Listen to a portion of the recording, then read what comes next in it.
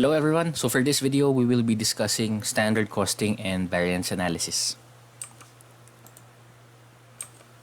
So for our learning objectives for this discussion, first, we must know and understand the nature, concept, uses, and development of standards and standard costs. Next is to compute, analyze, and interpret variances arising from the use of a standard cost system. And then lastly, have an idea of the accounting treatment of the standard. So basically, what are the journal entries which are being used in a standard cost system? Alright, so first off, what is the definition of a standard? So basically, a standard is a measure of an acceptable performance established by management as a guide in making economic decisions. So first item here is that it is a measure. So when we say a standard is a measure, we should be able to have a systematic number of steps in first establishing what the standards are in the upcoming accounting period. And then secondly, we must also have a systematic basis on which to accumulate and compute the actual costs within the production line, right? So by that definition, we are looking at two aspects. First is the standards themselves, and then secondly, the actual costs in the manufacturing process. So for the second aspects, for the actual costing system, we are actually looking at either job order costing or process order costing system, which will be discussed in a later topic. Alright, so next here is that it is a measure of acceptable performance. So when we say acceptable performance, there is an inherent use of management judgment in determining what standards or variances arising from those standards are really acceptable, depending on management assessment. All right. So later on, we will also be learning that not all variances are investigated. Only those which are significant enough to prompt management attention and decision will be investigated and action upon. So basically, there is no clear-cut definition of what acceptable is. It just depends on management's judgment. And then thirdly, it should also be established by management. Later on, we would also be learning that eventually when the company has already computed for its variances, management would be the one to assign the responsibility to the different departments. That's the reason why at the very onset, it is important that the standards are established by management and not merely the employees themselves. And then lastly here, a standard costing system is also used as a guide in making economic decisions. Okay, so basically in terms of management accounting, which is our subject for today, all in all, a standard costing system provides a way to control costs and, of course, ultimately guide management in making sound economic decisions. Okay, next. So a standard is also a benchmark or a norm for measuring performance, which we also discussed earlier. And then at this point, we would also like to highlight that there are two standards. There are two aspects of standards which make up a typical total standard cost for a unit of product, right? So we have quantity standard, which indicate the quantity of the raw materials or labor time required to produce a unit or to provide the services. And then next here is the cost standards. Of course, we should be able to have a monetary basis on which to compute the standards. So we should also be able to establish how much those quantity of raw materials or direct labor time or factory overhead time actually cost to the company. So all in all, these two are the two parts, if you can call it, of a total standard cost, right? Next, we proceed to the users of a standard cost system.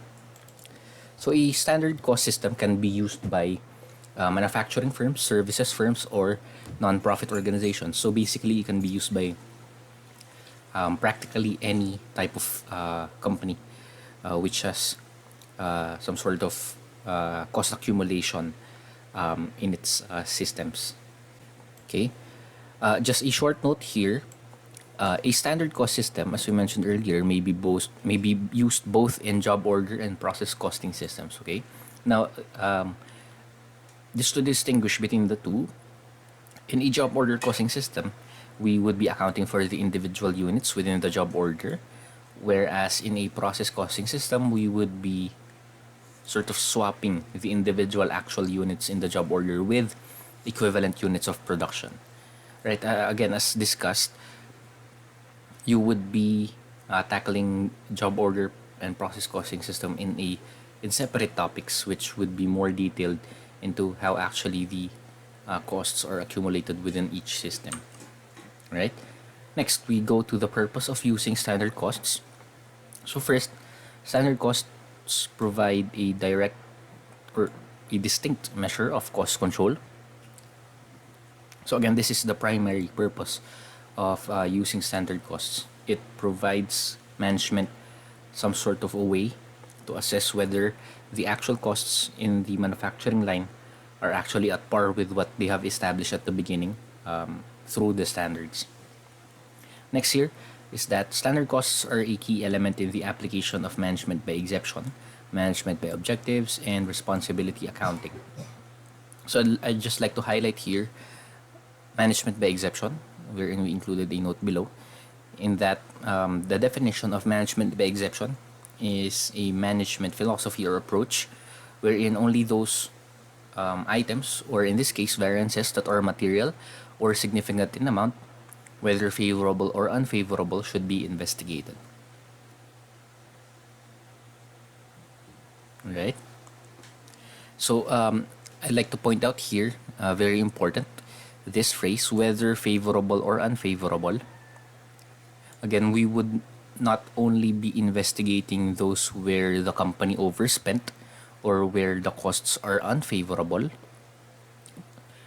but we would also be trying to investigate where the areas or where the departments which incurred favorable variances are. Because again, tying back to the definition of a standard cost system, it provides management a guide in making economic decisions. And when we say economic decisions, it is the sound management of the existing resources which the company has, which would of course suggest that those areas wherein a favorable variance occurred, management would also be interested in investigating where the root causes of those favorable variances are. Of course, to help management in maximizing the economic opportunities provided by the favorable variances, right? So, for example, just to provide an example, for this particular period, the manufacturing line incurred a favorable direct material price variance of, like, for example, 20,000 pesos. In that sense, or in that case, management may be prompted to investigate what caused the favorable spending variance, and then eventually, for example, if management investigated that it led, it was caused by better suppliers, then of course, management would investigate, or would try to determine or to decide on whether or not to keep that supplier. So, in that sense, since management had a favorable pricing variance brought about by, for example, much better prices provided by the supplier, then that may provide a clue to retain the supplier in the succeeding periods. Right? So that's just a simple example of this. Next one, standard costs promote economy and efficiency among employees. So again, if once management establishes the standards, the employees must also know and have knowledge of what actually are the standards established during the period. So, and in that sense, they would also know what to strive for during a particular production shift or line. So, for example, if an employee knows that a particular unit takes around 4 to 5 hours of a standard direct labor time, he or she would know or have a goal on what to strive for in completing one unit in the manufacturing line, right? Next is the use of standard costs simplifies bookkeeping and costing procedures. So again, this ties back to our learning objective of accounting for standard costs, wherein later on we'll be learning how these are actually reflected in the books. So it simplifies bookkeeping in the sense that work in progress and finished goods may be carried at costs during the interim accounting period. And then the adjustments to actualize the balances to reflect the actual costs may only be recorded in the closing of the books. Okay, so in that sense, it simplifies bookkeeping and costing procedures throughout the accounting period.